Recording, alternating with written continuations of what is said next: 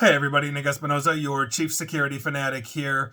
In AI news, we got to talk about ChatGPT because it's about to decide who lives or dies. And that's on its way. And technically, it's not ChatGPT, but it is the same technology behind what drives ChatGPT from OpenAI. Now, Rob Throughbron, who I've quoted quite a bit here in the past few years or so from TechSpot, had a really interesting write-up on this. And here's what's going on, because this past Wednesday, the founder of Oculus, Palmer Luckey, and he has a new company called Anduril Industries. They're a defense technology company. They announced a quote-unquote strategic partnership with OpenAI to, and I quote again, develop and responsibly, I say that kind of tongue-in-cheek, responsibly deploy advanced artificial intelligence AI solutions for national security missions, end quote. Now, the companies will initially be focused on developing anti-drone technologies.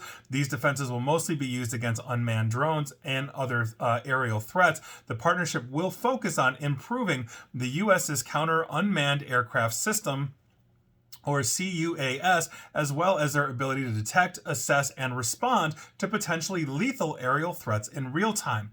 Using AI models from OpenAI to identify and destroy unmanned drones doesn't really necessarily seem like a bad thing, but the statement also mentioned that it could be used basically as threats from legacy manned platforms. That's real fancy speak, for the record, for aircraft with human crews.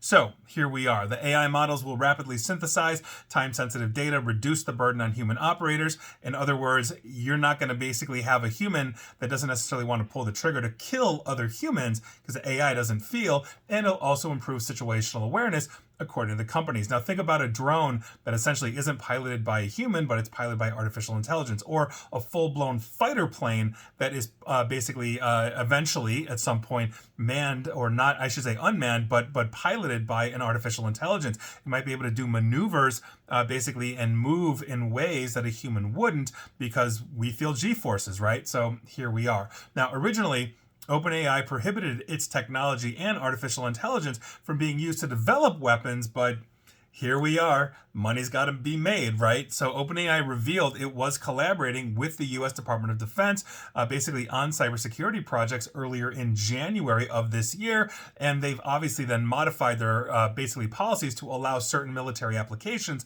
of its technology. So Sam Altman of OpenAI basically saying, yeah, we're not going to be involved in the military, is now involved in the military.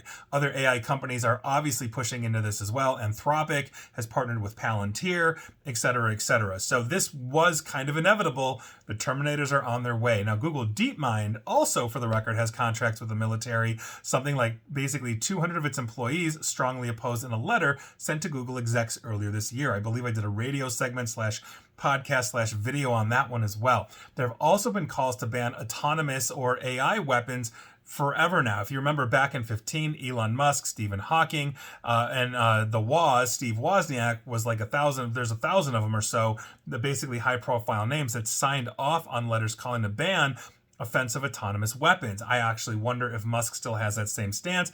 Musk, if you recall, was one of the early investors and founders. If I remember, he's a founder, definitely an investor of OpenAI, has pulled out. Now he's got Grok, so he's gotten back into the game.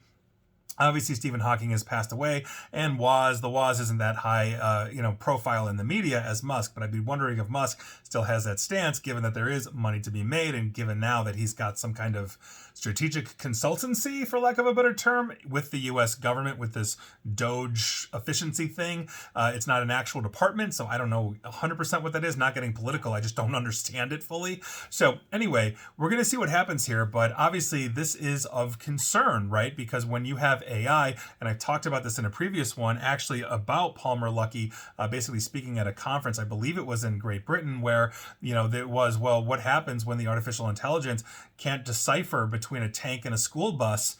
There's nobody there to basically stop this from happening if there's no user intervention. But user intervention means you're slower, even if it's a millisecond. So here we are. We're going to see what happens, but the inevitable march to Skynet continues.